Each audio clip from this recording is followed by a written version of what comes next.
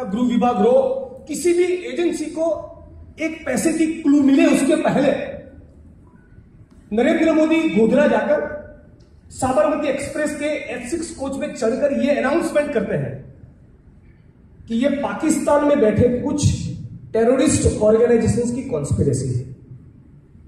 हकीकत यह है कि उनके पास या किसी भी एजेंसी के पास कोई भी क्लू नहीं है, लेकिन पोलराइजेशन करने के लिए, अपने कम्युनल फासिज्म का एजेंडा आगे बढ़ाने के लिए एक सोची समझी साजिश के तहत उन्होंने ये अनाउंसमेंट किया कि ये पाकिस्तान में बैठे कुछ टेररिस्ट ग्रुप्स का ये कॉन्स्पिरेसी साजिश था। उसके बाद you will be shocked to know, जो 56 डेड बॉडीज थे उनको उनके फैमिलीज को सौंपने के बजाय क्या हुआ, बड़ौदा के गुजरा के बगल में एक रेलवे की यार्ड में उसका पोस्टमार्टम किया और फिर सारी वो डेड बॉडीज वीएचपी के जयदीप पटेल नाम के एक आदमी के हाथ में सौंप दी गई। अब जयदीप पटेल वीएचपी का आदमी, किसी स्टेट एजेंसी का मुखिया है। मैं मुद्दा क्यों उठा रहा हूं? आज हम लोग ये चर्चा कर रहे हैं कि एक तरफ है संविधान और दूसरी तरफ है संघ। तो इन संघियों ने किस तरह से संविधान को ऑलरेडी डिस्टोर्ट करके रखा है, उसका कुछ उदाहरण आपके सामने पेश कर रहा हूं। तो फिर सारी वो डेड बॉडीज को अहमदाबाद की सड़कों पे बिछाया ताकि अहमदाबाद की जनता भड़के, उनको प्रोवोक किया जाए, उकसाया जाए, और इसी साजिश के तहत 2002 के गुजरात में दंगे हुए। दंगों के बाद 56 इंच की छाती वाले मोदी जी ने क्या किया, एक यात्रा निकाली। उसका टाइटल क्या था? गौरव यात्रा।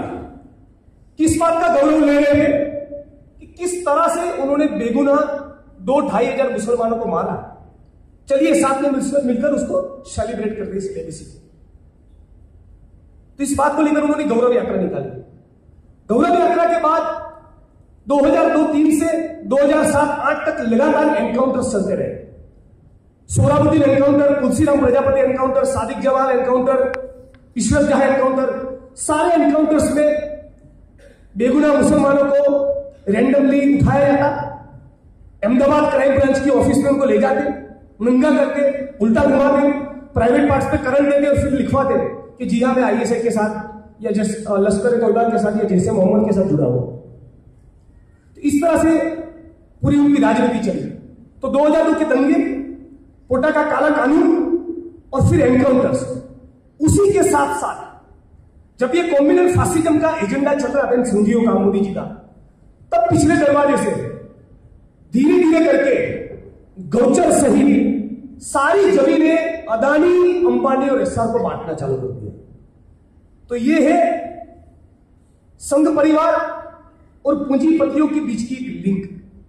मेरा ऐसा मानना है कि जो लोग संविधान को तोड़ मरोड़ कर मनुस्मृति को लागू करना चाहते हैं, संघ के फांसीवादी लोग फाइनल एनालिसिस में सेवा करते हैं मुकेश अंबानियों की और गौतम अदानियों की। ये हम लोगों को समझना पड़ेगा।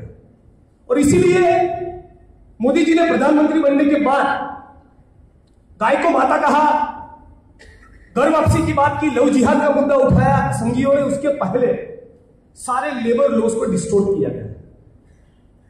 300 से कम कामदार वर्कर्स किसी भी फैक्ट्री में काम करते हैं तो उनको कभी भी निकाला जा सकता है। यह पहला कानून लेबर लॉ ने डिस्टोर्ट किया। तो यानी हम लोगों को संघीय का ये कम्युनल एजेंडा है, उसको काउंटर करने के लिए हमारे देश में अदानी, अंबानी और एस्सार जैसे कुछ चंद पूंजीपति जिस तरह से किसानों और मजदूरों का खून चूस रहे हैं और जिसके चलते इस देश की जनता के रोटी, कपड़ा, मकान, शिक्षा, चिकित्सा, महंगाई, भ्रष्टाचार, गवर्नेंस, अनएम्प्लॉयमेंट, कॉर्पोरेट लूट, किसानों की आत्महत्या, ये वो सारे मुद्दे हैं जिनसे ये लोग ध्यान भटकाना चाहते हैं। क्यों भटकाना चाहते हैं? तो उसका एक क्लियर इंडिकेशन हम लोगों को मिलता है। भाजपा की सरकार ने 2014 के गणतंत्र दिन के निमित्त पर इस देश के सारे अखबारों में एक ऐड दिया था और इसमें हमारे संविधान का प्रियम्बल छपा था। उस प्रियम्बल में से सबसे दो जो महत्वपूर्ण शब्द थे उस ऐड में से निकाल दिए गए। वो था सेक्युलर और दूसरा था सोशलिस्ट। तो ये है उनकी मंशा। संविधान को इसलिए डिस्टोर्ट करना चाहते हैं कि यह देश एक सेक्युलर सोसाइटी, धर्मनिरपेक्ष राष्ट्र समाज ना बने, हिंदू राष्ट्र बने। और सोशलिस्ट शब्द को इसलिए निकालना चाहते हैं कि देश सोशलिस्ट समाज बनने के बजाय एक कॉर्पोरेट डेमोक्रेसी बनकर रहे, जिसका नतीजा हम लोग देख रहे हैं। कल ही प्रेस कॉन्फ्रेंस में कुछ में फिगर्स दे रहा था। आज हमारे देश में केवल 1% लोगों के पास 58% प्रॉपर्टी है। देश के 10% लोग ऐसे हैं जो 80% से ज्यादा संपत्ति के ऊपर कब्जा जमा कर बैठे। 13-14 करोड़ लोगों के पास इस देश की 80% प्रॉपर्टी है।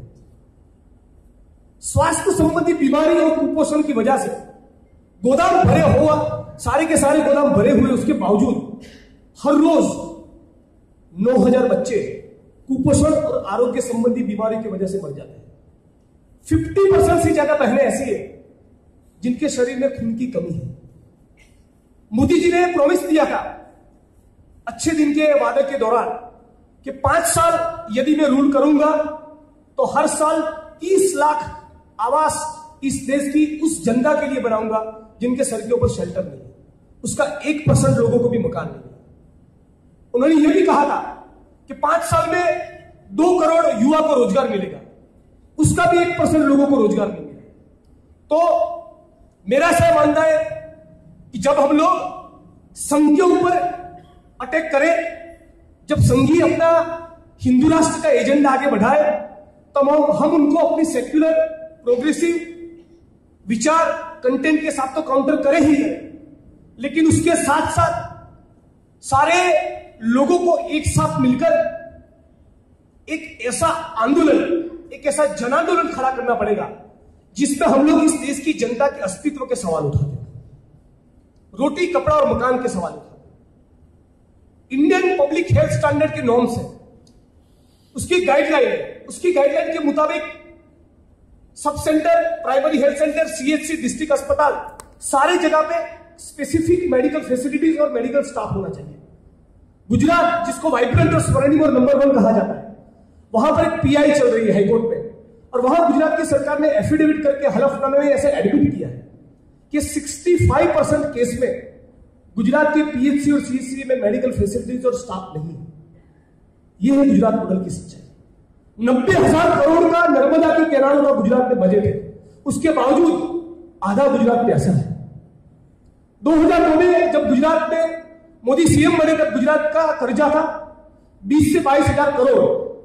आज 2016-17 में गुजरात की जनता के ऊपर कर्जा है 1,90,000 करोड़। सिंपल सी बात है, यदि आपके घर में विकास हो रहा है तो बचत होगी, कर्जा नहीं होगा। तो ये सारे जो मुद्दे हैं हम लोगों के अस्तित्व के साथ जुड़े, इन मुद्दों से ध्यान भटकाने के लिए, इस देश को धर्मनिरपेक्ष के बजाय हिंदू राष्ट्र बनाने के लिए, यहां सोशलिज्म लाने के बजाय कॉर्पोरेट डेमोक्रेसी खड़ा करने के लिए संघियों का इस्तेमाल किया जा रहा है। और हम लोगों को, जैसा कि मैं बार बार दोहरा रहा हूं, सारे किसान, मजदूर, दलित, आदिवासी, मुस्लिम, पिछड़े, अति पिछड़े, सारे लोगों को एक मंच पर आकर संघ के एजेंडाओं को काउंटर करने के साथ साथ खुद को क्या चाहिए उसका एजेंडा सेट करने वाला एक जबरदस्त नेशन वाइड आंदोलन खड़ा करना पड़ेगा। और फिर हम लोगों को एक साथ मिलकर कहना पड़ेगा, जैसा कि ऊना के आंदोलन के दौरान हम लोगों ने कहा था कि गाय की पूंछ आप रखो, हमें हमारी जमीन। ऊना के आंदोलन के वक्त और उसके पहले आपने देखा कि बहुत पूंछ हिला रहे थे गाय माता की, हम लोगों ने उल्टा घुमाकर उनके गले में डाल दिया और फिर ये नारा दिया कि मोदी जी गाय की पूंछ आप रखो, हमें हमारी जमीन। गुजरात के और इस देश के दलित आंदोलन के इतिहास में शायद पहली बार ऐसा हुआ कि अहमदाबाद की सड़कों पर उतरकर गुजरात मॉडल को एक्सपोज करते हुए 20 से 25,000 दलितों ने यह शपथ लिए डॉक्टर बाबा साहब अंबेडकर के नाम से कि आज के बाद जीवन में कभी मेला उठाएंगे नहीं, गटर में उतरेंगे नहीं और मृत पशुओं के निकाल का काम करेंगे। मैं ऐसा मानता हूं कि